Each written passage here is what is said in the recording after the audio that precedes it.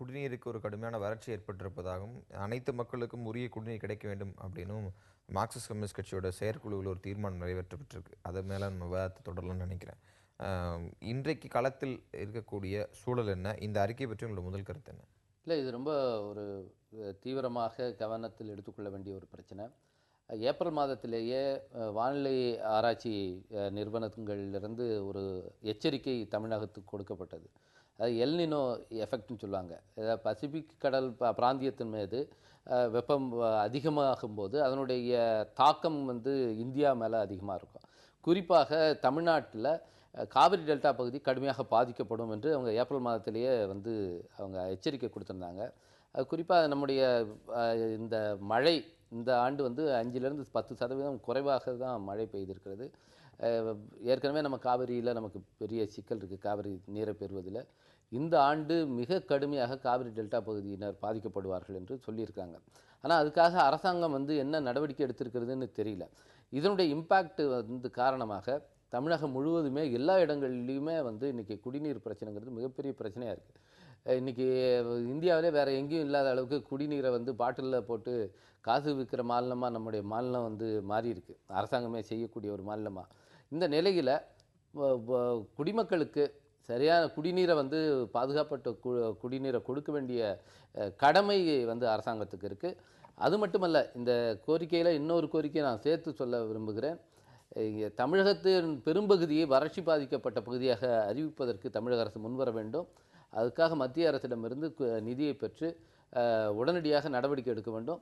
இங்கே இருக்கிற நீர்நிலைகளை தூர்வாருவதற்கு அந்த 100 நாள் வேலையை 150 நாளாக விரிவுபடுத்தி அந்த மக்களை அது முழுமையாக அதில் ஈடுபடுத்தி அவங்களுக்கு வேலை வாய்ப்பும் கொடுத்ததாக இருக்கும், நீர்நிலைகளையும் தூர்வாரினதாக இருக்கும். தமிழக அரசு இதை சீரியஸாக எடுத்துக்கணும். அரசு எடுக்கக்கூடிய நடவடிக்கைகளை தாண்டி இன்னைக்கு யதார்த்தத்தில் களத்தில் சூழல் இந்த அளவுக்கு பற்றாக்குறையோடு வறட்சி மாநிலமாக அறிவிக்க வேண்டிய அளவுக்கு தான் இருக்குது அப்படின்னு சொல்ல முடியுமா? இல்லை, கடந்த ஆண்டே சென்னையை தவிர 31 மாவட்டத்தை வறட்சி மாவட்டம் தான் அறிவித்தாங்க. பொதுவாக தமிழ்நாட்டில் தண்ணீர் தட்டுப்பாடு என்பது தொடர்ந்து வந்துக்கிட்டு இருக்குது. காவிரி சிக்கல்னாலையும் முல்லை பெரியாறு அணை சிக்கல், இந்த பக்கம் பாலாறு சிக்கல், அந்த பக்கம் தென்பெண்ணை ஆறு சிக்கல் ஆக தமிழ்நாட்டை நீராதாரங்கள் முற்றிலுமாக முடக்கப்பட்ட சூழ்நிலையில் தான் தமிழ்நாடு ஒரு பாதிக்கப்பட்ட நிலையில் இருக்கிறது. இன்றைக்கு பார்த்தோம்னா ஒட்டுமொத்தமாகவே நிலத்தடி நீர் மட்டும் பாதாளத்துக்கு போயிருச்சு. அதுக்கு முன்னே பார்த்தா ஒரு 20 அடியில் இருந்த தண்ணி இப்போது 200 அடிக்கு கீழே போயிருச்சு. ஆக நீர்நிலைகளில் தண்ணி இல்லாத போனதுக்கு அதுவும் ஒரு காரணம். நீர்மட்டம் கடலில் நீர்த்தன்மை அந்த நிலத்தில் இருந்த நேரத்தில் குறைவான மழை பெய்ஞ்சாலும் அந்த தண்ணி மேலே நின்றுது. இன்றைக்கி வறண்டு போயிருக்கிற நேரத்தில் எவ்வளோ மழை பெஞ்சாலும் நீர் குளங்கள்லேயும் ஏரியிலையும் நிற்காத சூழ்நிலை தான் இருக்குது. இந்த சூழ்நிலையில் இன்றைக்கு மாநில அரசாங்கம் முழுமையான பணிகளை செய்து ஓரளவுக்கு அதன் தாக்கத்திலிருந்து கட்டுப்படுத்திக்கிட்டு தான் இருக்காங்க.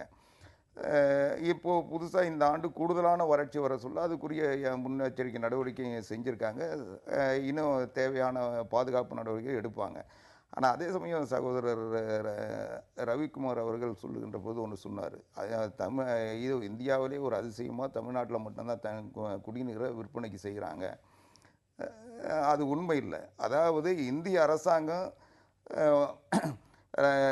தன்னுடைய ரயில் பயணிகளுக்காக அரசாங்கத்துறையான அந்த ரயில்வே துறையில் இன்றைக்கி ரயில் வாட்டர்னு 15 ரூபாய்க்கு விற்றுட்ருக்காங்க. அது மாதிரி தமிழ்நாட்டில் இருக்கின்ற பஸ் பயணிகளுக்காக அந்த போக்குவரத்து நிறுவனம் தான் இன்றைக்கி குடிநீரை அம்மா குடிநீரை அவங்க உற்பத்தி செய்து அவங்க பயணிகளுக்காக குறைந்த விலையில் தந்துக்கிட்டு இருக்காங்க. அரசாங்கம் நேரடியாக அந்த ஈடுபடல. ஆனால் இன்றைக்கும் அரசாங்கம் தமிழ்நாடு முழுவதும் மாநில அரசாங்கத்தினுடைய முயற்சியாலும் தமிழ்நாடு குடிநீர் வடிகால் வாரியம், சென்னை பெருநகர குடிநீர் வடிகால் வாரியம் போன்ற அமைப்புகளும் உள்ளாட்சி அமைப்புகளும் மக்களுக்கு தேவையான குடிநீரை விலையில்லாமல் தான் தந்துக்கிட்டு இருக்காங்க. இன்னும் சொல்ல போனால் சென்னை மாநகராட்சியில் இன்றைக்கி இந்த குற்றச்சாட்டை பிரதானப்படுத்தி பேசிய முன்னாள் துணை முதலமைச்சர் ஸ்டாலின் கூட அவர் மேயராக இருக்க சொல்ல கூட சென்னை மாநகரத்தில் மீட்டர் போட்டு காசு வசூல் பண்ண தான் செஞ்சார். அவர் ஆட்சி காலத்தில் வந்து குடி தண்ணீருக்கு நான் மீட்டர் போட மாட்டேன், வந்து இலவசமாக தரேன்னு சொல்லலை. ஆக நிறுவனங்கள் வந்து எதை செய்யணுமோ அதை செஞ்சிட்டு இருக்காங்க. ஆனால் புதுசாக ஏதோ ஒன்று இல்லாத ஒன்றை கற்பனை பண்ணிக்கிட்டு இது ஏதோ ஒரு தண்ணீரை விற்பனைக்கு செஞ்சாங்கன்னு சொல்லிட்டு தேர்தல் நேரத்தில் சொன்ன பரப்புரையை இன்னும் சகோதரர் ரவிக்குமார் தொடர வேண்டாம்ன்றதான் என்னுடைய கோரிக்கை. இதில் சுத்தமான குடிநீர் கிடைப்பதை உறுதிப்படுத்தணும் அப்படின்னு ஒரு விஷயம் இருக்கு. கிட்டத்தட்ட தேர்தல் அறிக்கையில் சமீபகால அரசியல் கட்சிகள் தேர்தல் அறிக்கையில் சுத்தமான குடிநீர் நாங்கள் வழங்குன்ற அளவுக்கு வாக்குறுதிகள் வந்திருக்கு.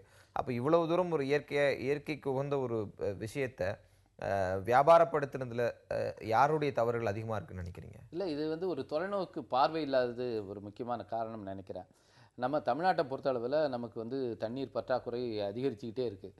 இதை ஆட்சியாளர்கள் அவர் யாராக இருந்தாலும் சரி, நான் கட்சிகளை குற்றம் சாட்ட விரும்பலை.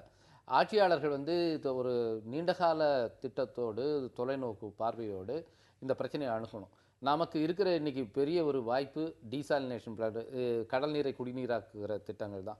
இப்போ 1, 2ன்னு வர ஆரம்பித்து மேஞ்சூர் பட்டாச்சு. அடுத்தது திருவள்ளூர் தொகுதியிலேயே வந்து ஒரு திட்டங்கள் வந்திருக்குது. இப்படி இன்னும் கிழக்கு நமக்கு ஒரு நீண்ட கடற்கரை பகுதி இருக்குது. நிச்சயமாக அதை வைத்து நம்ம வந்து கடல் நீரை வந்து குடிநீராக்குகிற திட்டத்தை நிறையா கொண்டு வர வேண்டிய தேவை இருக்குது எதிர்காலத்தில். அதுதான் நமக்கு இருக்கிற ஒரு ஆல்டர்னேட்டிவ்.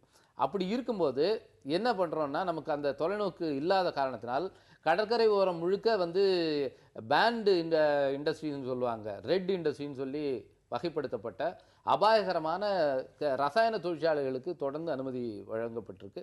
குறிப்பாக கடலூர் பகுதியில் இருக்கிற ரசாயன தொழிற்சாலைகள் அது எல்லாம் என்ன ஆகுதுன்னா, கடல் நீரை ஒரு சுத்தமாக மாசுபடுத்தி இங்கே எதிர்காலத்திலையும் இவங்களுக்கு தமிழ்நாட்டில் மக்களுக்கு தண்ணி கிடைக்காத ஒரு நிலையை இன்றைக்கி உருவாக்குது. எனவே அந்த தொலைநோக்கோடு நம்ம இண்டஸ்ட்ரீஸுக்கு வந்து இந்த லைசன்ஸ் கொடுக்கும்போது அல்லது அனுமதி கொடுக்கும்போது இதை வந்து கவனத்தில் எடுத்துக்கணும் அரசாங்கம். சாயப்பட்ட கழிவுகளை கூட கொண்டாந்து கடலூரில் சேர்க்கறதுக்கெல்லாம் சில முயற்சிகள்லாம் திட்டமெல்லாம் போடப்பட்டது. அப்படியான திட்டங்கள் இருக்கக்கூடாது. உடனடியான தீர்வுகளை கவனத்தில் கொள்ளாமல் தமிழ்நாட்டுடைய நீண்டகால பிரச்சனையாக இருக்க போகிற குடிநீர் தேவையை எப்படி தீர்ப்பது என்பதை பல விஷயங்களோட தொடர்பு படுத்தி அரசாங்கம் திட்டமிடணும். அந்த மாதிரியான ஒரு நோக்கு வந்து இதுவரை கடைபிடிக்கப்படல. இனிமேலாவது அது செய்யப்பட வேண்டும். நம்ம ஒரு இடைவேளைக்கு பிறகு வேறு பல விஷயங்கள் இந்த அறிக்கையில் சொல்லப்பட்டிருக்கு. அதை ஒட்டி இருக்கக்கூடிய வேறு பல அம்சங்களை பற்றியும் பேசுவோம்.